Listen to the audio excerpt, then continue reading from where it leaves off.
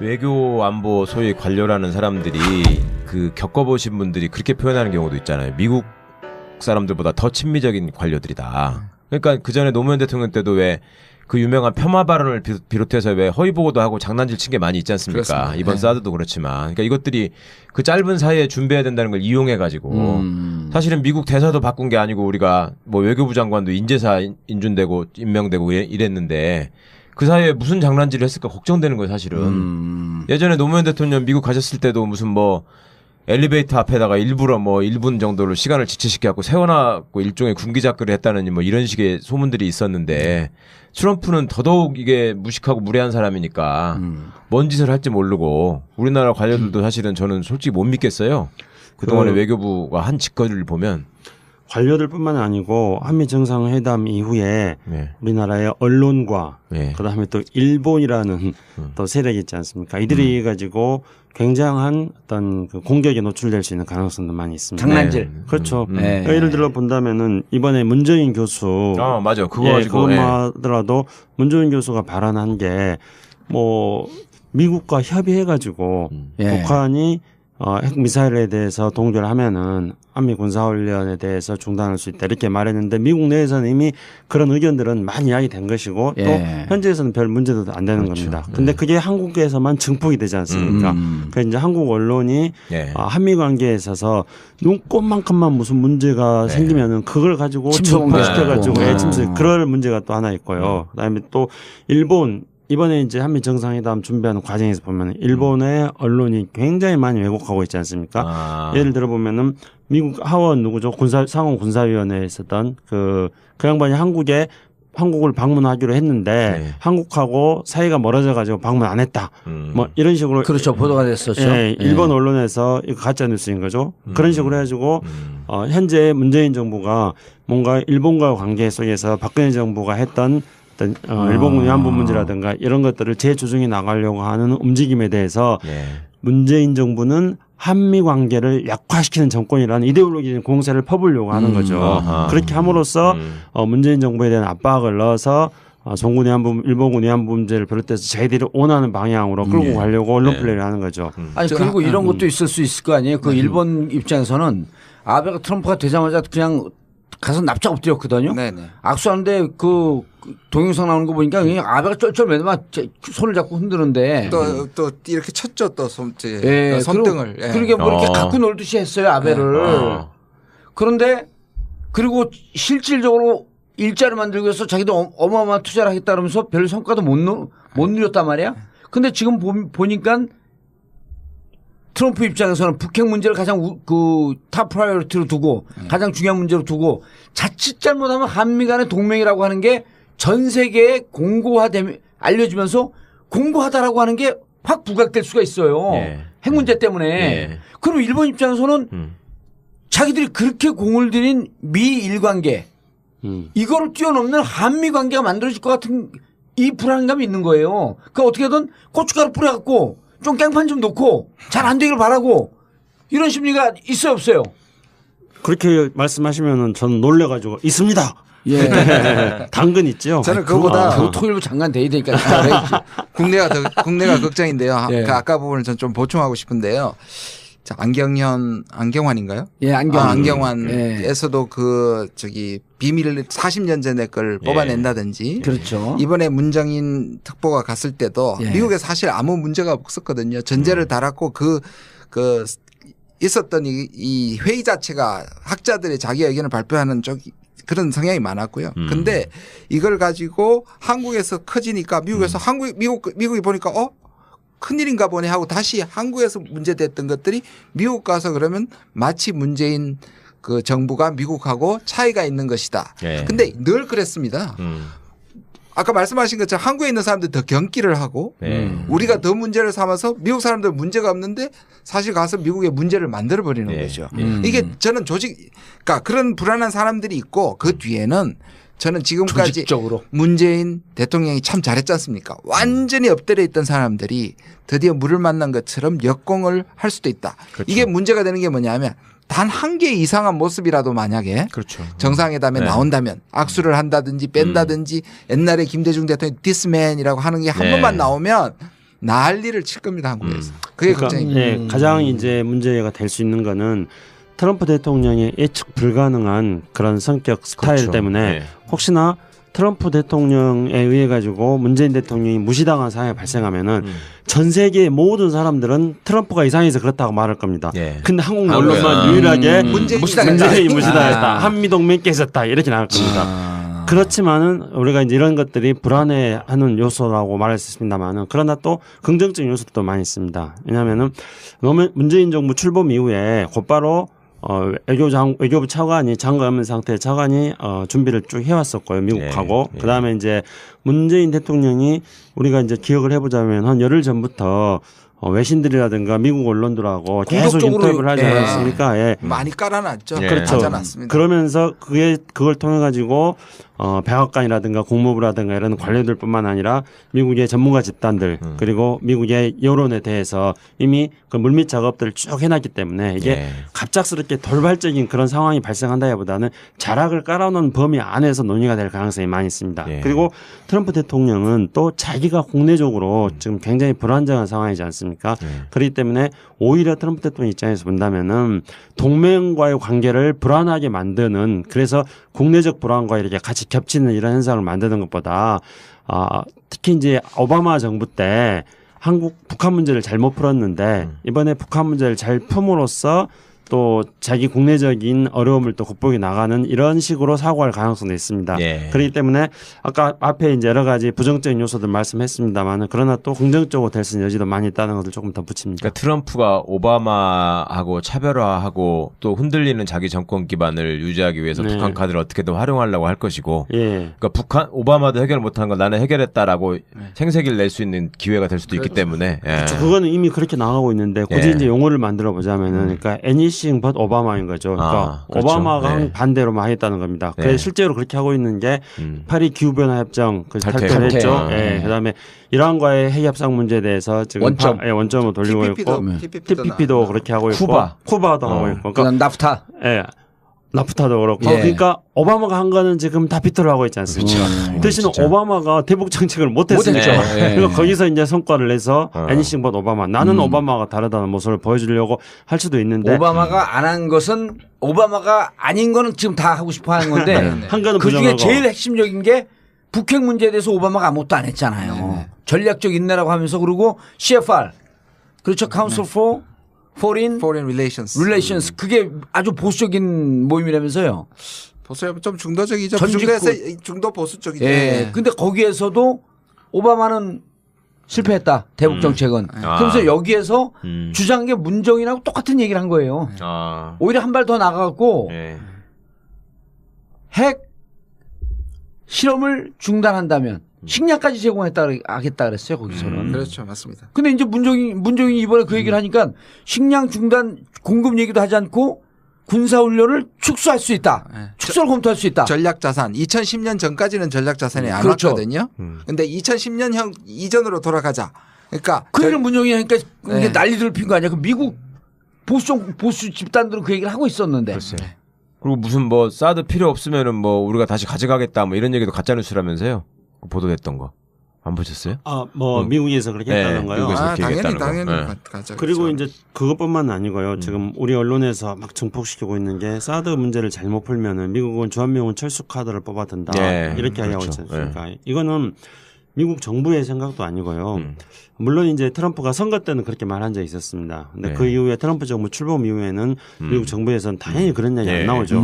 그런데 이게 나온 거는 미국도 다원주의 국가이기 때문에 다양한 생각을 가진 사람이 있습니다. 네. 뭐 저도 조금 아는 사람인데 아마 김지훈 교수도 잘 알 거예요. 미국에 이제 한반도 전문가라고 한 사람이 한 명 있는데 그 사람이 그냥 사견으로 이렇게 한 거예요. 근데 그걸 가지고 우리 보수 언론들이 막 보도를 하는 거예요. 그러면은 독자들은 그것만 보는 사람들은 그렇죠. 마치 미국 내부에서의 미국의 입장, 그 미국의 목소리는 하나고 그래서 바로 미국 정부가 그렇게 생각하는 걸로 착각하게 만드는 네. 그런 식으로 보도를 하고 있습니다. 그러니까 그것도 확실히 가짜 뉴스라고 할 수 있는 그리고 거죠. 많은 경우 그 미국의 한국 학자는 어디서 소스를 받느냐면 한국의 보수적인 조선일보요.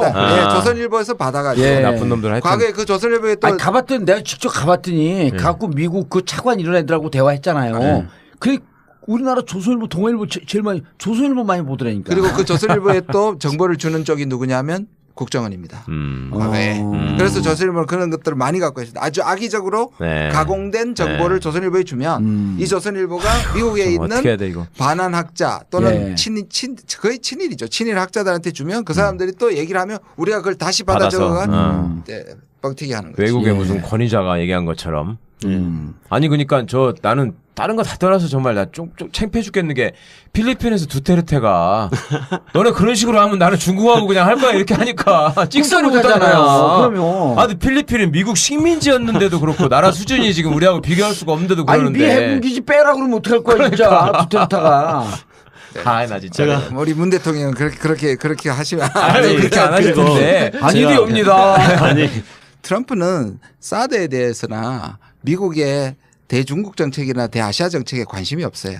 그냥 브리핑 받는 정도란 말이에요. 네. 그러니까 사드를 반드시 한국에서 오히려 우리가 심지어 이렇게 할 수도 있습니다. 우리가 그냥 가가지고 사오면 더 좋아할 사람이지. 미국은 이걸 해가지고 한미를 묶고 대중 봉쇄를 한다는 장기적인 군부의 전략이 있는 거죠. 근데 트럼프는 그게 관심이 없어요. 그러니까 우리 뭐냐면 트럼프와 이 군부들과는 생각이 완전히 지금 다른 거예요. 네. 그러니까 어떤 의미에서 우리는 트럼프를 꼬셔가지고 이런 장기적인 이 한미일 이 삼각동맹을 통해서 중국하고 대결하는 것들 오히려 막는 것이 필요하다는 결론이 나오게 되는 거죠. 그러니까 트럼프의 의도가 미국 전체 의도가 아닌데 굉장히 역설적으로 트럼프가 훨씬 더 설득하기가 쉬운 거죠. 아니, 그러니까 나는 이게 그 정상회담 앞두고 이게 촉이 막 발동이 되는데 이상하게 느낌이 잘 될 것 같은 거예요. 트럼프가 의외로 많은 정보를 안 갖고 있는 게 우리한테 좋은 거예요. 그 한번 전망을 해보세요. 김종인 교수가 이번에 난 강론 얘기는 안 할 것 같아요. 저도 그렇습니다. 강론이 안 나왔다고 해서 이 기대하지 못한 그러니까 기대보다 나쁜 성과라고 얘기할 준비가 돼 있는 보수 언론지들이 있을 것 같은데요. 이번에는 그래서 우리가 지금 촉이 맞다고 얘기하시고 긍정적인 낙관적인 전망을 하는 건 좋은데 그게 마치 사드라든지 북핵 문제에 대한 거대한 합의라든지 뭐 그건 아닌 거죠. 그거는 그렇게까지 기대할 것은 아니라고 보고요. 아니, 그러니까 이번에는 신뢰를 쌓아놓고 그다음에 그 이후로 차근차근 사드 문제도 얘기를 해야 되고 북핵 문제 얘기를 해야 되고 아니 이게 60년 동안 북핵 문제는 남북관계는 해결이 안 된 거 아니에요. 그게 한 방으로 어떻게 빵 해결이 돼. 오히려 보수 언론에서 나는 지금 보면서 그 긍정적으로 처음에 장밋빛을 애들이 깔아놓으면 더 위험해요. 이거 씹는 게 차라나 장밋빛 깔아놓고 막상 가보니까 빈손으로 돌아오다. 이게 기사예요. 네, 맞습니다.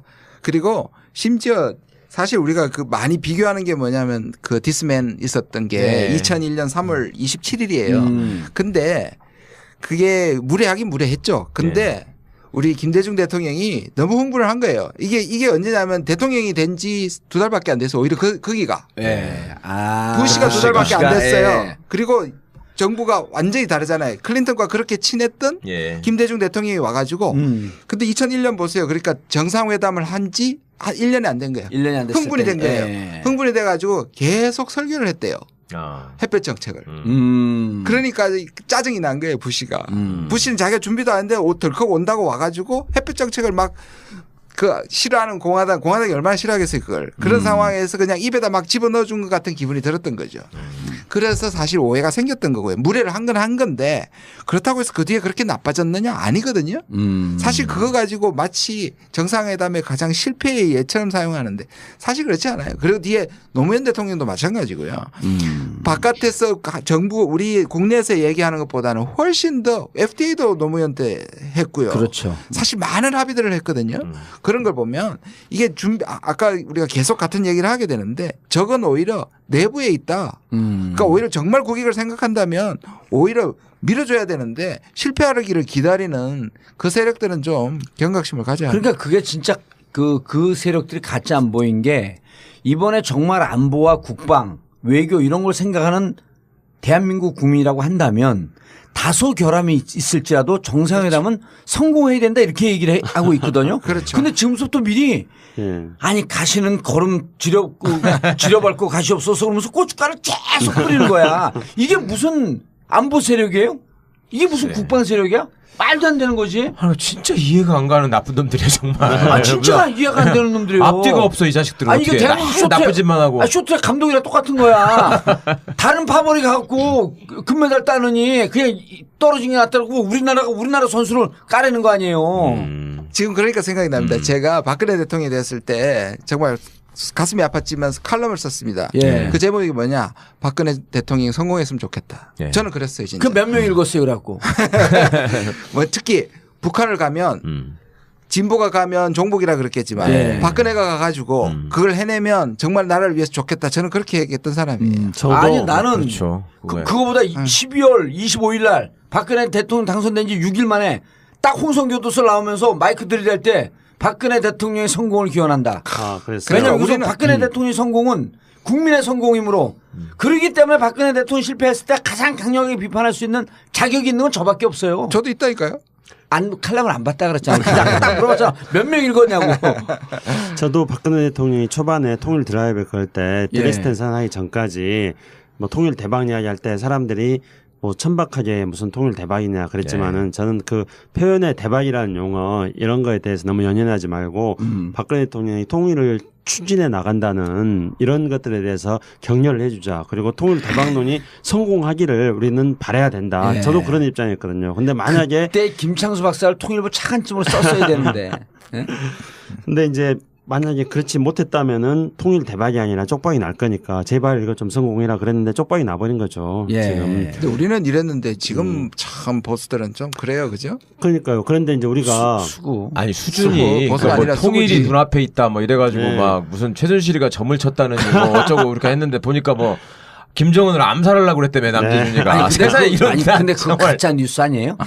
어떤가요? 김정은 암살에 준비했다는 게 난 일본 애들이 이거 확인될 근거가 없는 거 아니에요? 일본발로 나온 뉴스예요 그게? 그럼요. 네. 일본발 그것도 뉴스야. 가짜 뉴스일 가능성이 많은데. 가능성이 게 아니 우리가 박근혜 미워요. 그 박근혜 정권 믿거든. 네. 그러나 박근혜 정권이 김정은을 암살했다라고 하는 것이 만약 팩트라고 한다면 남북 관계는 더더욱 어려워지는 거예요. 그리고 이건 일본 애들이 바라는 바야. 실제적인 개혁은 안 했겠지만 뭐 참수 부대를 만든다고 이렇게 얘기하긴 했었죠. 아니, 했었죠. 아니, 예. 그리고 자기들끼리 술 먹다가 야, 김정은 참수할까? 이런 그런 거 있었어요. 그러니까 초반에 이제 그 당시에 김관진 국방장관 세상에 관운이 좋아도 이렇게 좋은 사람이 우리나라 5,000년 역사상 있을까 싶은데 그 김관진 국방장관이 이제 뭐 김정은 집무실을 향해서 뭐 타겠다 뭐 이런 정밀 미사일을 쏘겠다 이런 거라든가 또는 뭐 하여튼 그 유사한 것들을 많이 이야기했습니다. 현지에서는 별 문제도 안 되는 겁니다. 근데 그게 한국에서만 증폭이 되지 않습니까? 그래서 이제 한국 언론이 한미 관계에 있어서 눈꽃만큼만 무슨 문제가 생기면은 그걸 가지고 증폭시켜가지고 침수 그럴 문제가 또 하나 있고요. 그다음에 또 일본 이번에 이제 한미 정상회담 준비하는 과정에서 보면 일본의 언론이 굉장히 많이 왜곡하고 있지 않습니까? 예를 들어 보면은 미국 하원 누구죠? 상원 군사위원회에 있었던 그 양반이 한국을 방문하기로 했는데 한국하고 사이가 멀어져 가지고 방문 안 했다. 뭐 이런 식으로 그렇죠. 보도가 됐었죠. 예, 일본 언론에서 이거 가짜 뉴스인 거죠. 그런 식으로 해가지고 현재 문재인 정부가 뭔가 일본과 관계 속에서 박근혜 정부가 했던 일본 위안부 문제라든가 이런 것들을 재조정해 나가려고 하는 움직임에 대해서 문재인 정부는 한미 관계를 약화시키는 정권이라는 이데올로기적인 공세를 퍼부으려고 하는 거죠. 그렇게 함으로써 문재인 정부에 대한 압박을 넣어서 송군 위안부, 일본군 위안부 문제를 비롯해서 저희들이 원하는 방향으로 끌고 가려고 언론 플레이를 하는 거죠. 아니 그리고 이런 것도 있을 수 있을 거 아니에요. 그 일본 입장에서는 아베가 트럼프가 되자마자 그냥 가서 납작 엎드렸거든요. 네네. 악수하는데 그 동영상 나오는 거 보니까 그냥 아베가 쩔쩔매다만 손을 잡고 흔드는데 또 이렇게 쳤죠 또 손등을. 그러게 뭐 이렇게 갖고 놀듯이 했어요 아베를. 그런데 그리고 실질적으로 일자를 만들기 위해서 자기도 어마어마한 투자를 하겠다 그러면서 별 성과도 못 누렸단 말이야. 근데 지금 보니까 트럼프 입장에서는 북핵 문제를 가장 탑 프라이어리티로 두고 가장 중요한 문제로 두고 자칫 잘못하면 한미 간의 동맹이라고 하는 게 전 세계에 알려지면서 공고하다라고 하는 게 확 부각될 수가 있어요. 핵 문제 때문에. 그럼 일본 입장에서는 자기들이 그렇게 공을 들인 미일 관계 이거를 뛰어넘는 한미 관계가 만들어질 것 같은 이 불안감이 있는 거예요. 그러니까 어떻게든 고춧가루 뿌려갖고 좀 깽판 좀 놓고 잘 안 되길 바라고 이런 심리가 있어요 없어요? 그렇게 말씀하시면은 저는 놀래가지고 있습니다. 예. 당근 있죠. 저는 그거보다 그 토일부 장관 돼야 되니까 국내가 걱정인데요. 예. 그 아까 부분을 전 좀 보충하고 싶은데요. 자, 안경환인가요? 예, 안경환에서도 그 저기 비밀 40년 전에 걸 뽑아낸다든지. 그렇죠. 이번에 문정인 특보가 갔을 때도 미국에 사실 아무 문제가 없었거든요. 전제를 달았고 그 있었던 이 회의 자체가 학자들의 자기 의견을 발표하는 그런 성향이 많았고요. 근데 이걸 가지고 한국에서 커지니까 미국에서 미국이 보니까 큰일인가 보네 하고 다시 한국에서 문제됐던 것들이 미국 가서 그러면 마치 문재인 그 정부가 미국하고 차이가 있는 것이다. 근데 늘 그랬습니다. 아까 말씀하신 것처럼 한국에 있는 사람들 더 경기를 하고 우리가 더 문제를 삼아서 미국 사람들 문제가 없는데 사실 가서 미국에 문제를 만들어 버리는 거죠. 이게 저는 그러니까 그런 불안한 사람들이 있고 그 뒤에는 저는 지금까지 조직적으로. 문재인 대통령이 참 잘했지 않습니까? 완전히 엎드려 있던 사람들이 드디어 물을 만난 것처럼 역공을 할 수도 있다. 그렇죠. 이게 문제가 되는 게 뭐냐면 단 한 개 이상한 모습이라도 만약에 그렇죠. 정상회담에 나온다면 악수를 한다든지 뺀다든지 옛날에 김대중 대통령이 디스맨이라고 하는 게 한 번만 나오면 난리를 칠 겁니다. 한국에서. 그게 걱정입니다. 가장 이제 문제가 될 수 있는 거는 트럼프 대통령의 예측 불가능한 그런 성격 스타일 그렇죠. 때문에 혹시나 트럼프 대통령에 의해 가지고 문재인 대통령이 무시당한 상황이 발생하면은 전 세계의 모든 사람들은 트럼프가 이상해서 그렇다고 말할 겁니다. 근데 한국 언론만 유일하게 문재인이 무시당했다. 한미동맹 깨졌다. 이렇게 나올 겁니다. 그렇지만은 우리가 이제 이런 것들이 불안해하는 요소라고 말할 수 있습니다만은 그러나 또 긍정적인 요소도 많이 있습니다. 왜냐하면은 문재인 정부 출범 이후에 곧바로 외교부 차관이 장관 없는 상태의 차관이 준비를 쭉 해왔었고요. 미국하고. 그다음에 이제 문재인 대통령이 우리가 이제 기억을 해보자면 한 열흘 전부터 외신들이라든가 미국 언론들하고 계속 인터뷰를 하지 않았습니까? 많이 깔아놨죠. 그렇죠. 그러면서 그걸 통해 가지고 백악관이라든가 국무부라든가 이런 관료들뿐만 아니라 미국의 전문가 집단들 그리고 미국의 여론에 대해서 이미 그 물밑 작업들을 쭉 해놨기 때문에 이게 갑작스럽게 돌발적인 그런 상황이 발생한다기보다는 자락을 깔아놓은 범위 안에서 논의가 될 가능성이 많이 있습니다. 그리고 트럼프 대통령은 또 자기가 국내적으로 지금 굉장히 불안정한 상황이지 않습니까? 그렇기 때문에 오히려 트럼프 대통령 입장에서 본다면은 동맹과의 관계를 불안하게 만드는 그래서 국내적 불안과 이렇게 같이 겹치는 이런 현상을 만드는 것보다 특히 이제 오바마 정부 때 북한 문제를 잘못 풀었는데 이번에 북한 문제를 잘 품으로써 또 자기 국내적인 어려움을 또 극복해 나가는 이런 식으로 사고할 가능성도 있습니다.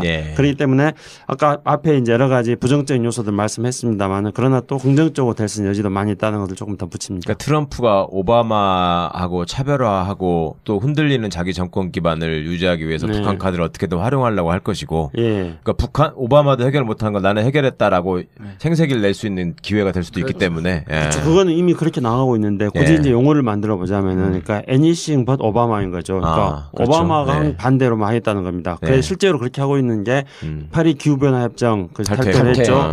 그다음에 외교 안보 소위 관료라는 사람들이 그 겪어보신 분들이 그렇게 표현하는 경우도 있잖아요. 미국 사람들보다 더 친미적인 관료들이다. 그러니까 그 전에 노무현 대통령 때도 왜 그 유명한 폄하 발언을 비롯해서 왜 허위 보고도 하고 장난질 친 게 많이 있지 않습니까? 그렇습니다. 이번 사드도 그렇지만, 그러니까 이것들이 그 짧은 사이에 준비해야 된다는 걸 이용해 가지고 사실은 미국 대사도 바꾼 게 아니고 우리가 뭐 외교부 장관도 인재사 인준되고 임명되고 이랬는데 그 사이에 무슨 장난질을 했을까 걱정되는 거예요, 사실은. 예전에 노무현 대통령 미국 가셨을 때도 무슨 뭐 엘리베이터 앞에다가 일부러 뭐 1분 정도로 시간을 지체시켜갖고 세워놨고 일종의 군기작거리 했다는 뭐 이런 식의 소문들이 있었는데 트럼프는 더더욱 이게 무식하고 무례한 사람이니까 뭔 짓을 할지 모르고 우리나라 관료들도 사실은 저는 솔직히 못 믿겠어요.